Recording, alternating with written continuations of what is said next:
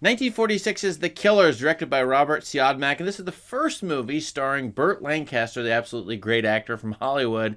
And here it's a very interesting performance, but really, this script, the complexity of this noir is what absolutely fascinates me. The movie is interesting also because it's an Ernest Hemingway short story from 1927. It's made into this movie. It's got an interesting movie history, too. Andrei Tarkovsky is a student in Russia, is going to make this an adaptation of the original Hemingway short story. And then 1964, Don Siegel makes this story too, with Lee Marvin, John Cassavetes in that movie. Now, the original Hemingway short story was just what is the opening, say, 10, 15 minutes of this movie by Siodmak. And whoever the screenwriters were here, there's a screenwriter credited here, but John Huston is a uncredited screenwriter. I kind of see his fingerprints on this one, have really given this movie an elaborate backstory, an incredibly elaborate backstory. The movie takes place in the present. We're going to get two things, the present going forward, and then a bunch of flashbacks, a whole lot of them. And what happens in the opening is two killers come to town in Brentwood, New Jersey,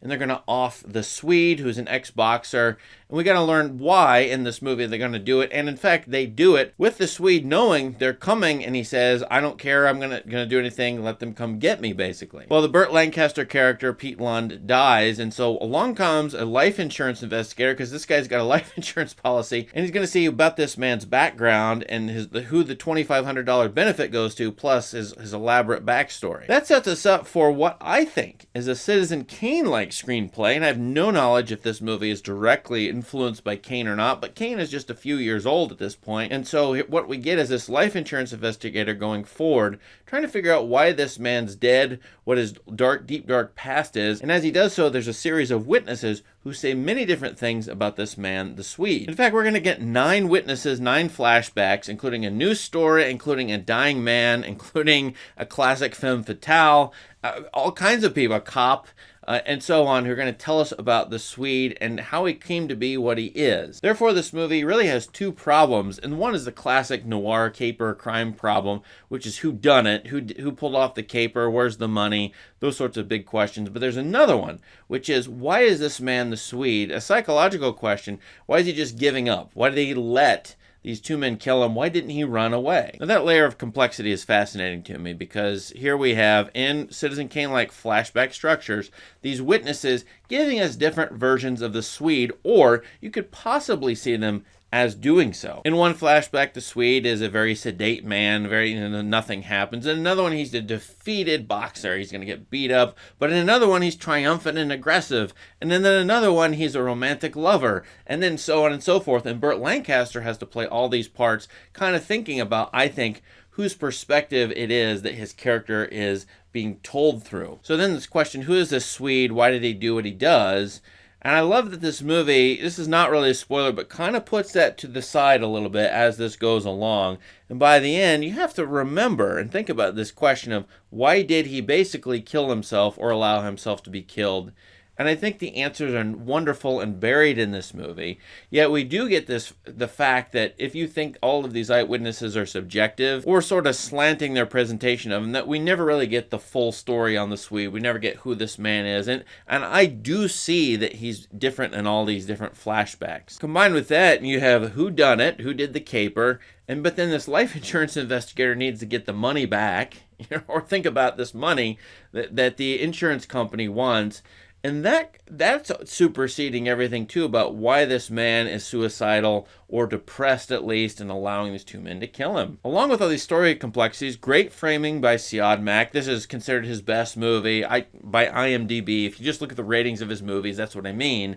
This is in the Criterion Collection. The lighting, cinematography is fantastic. This very heavy side lighting, backlighting, typical of very well done noirs. I was surprised it's not a John Alton cinematography, but it seems like it to me. Everything is set up in beautiful, classically rich black and white cinematography here. And then I think on top of all that, the Hemingway short story, it's about crime in the city in the 1920s, okay, this Prohibition era too. By this point in 46, now you've got these extra layers you can add in this movie. You can make it a noir, you can tell the backstory, but retain a lot of the Hemingway stuff, this sort of defeated, virile man who is no longer virile. He's willing to give up his manhood, as it were, and his self-preservation, his notion of that. And now maybe a life insurance company's concerns, supersede manliness, the story of an individual man, or at least they're trying to rescue him, but also what's most important in this, getting the money. And because of the flashback structures, and because you can see the Swede as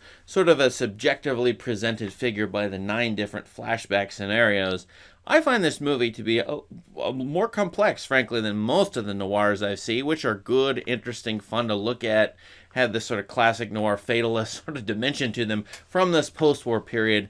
But I think this movie, and I'm telling you, look at the Hemingway short story and see what the screenwriters did here.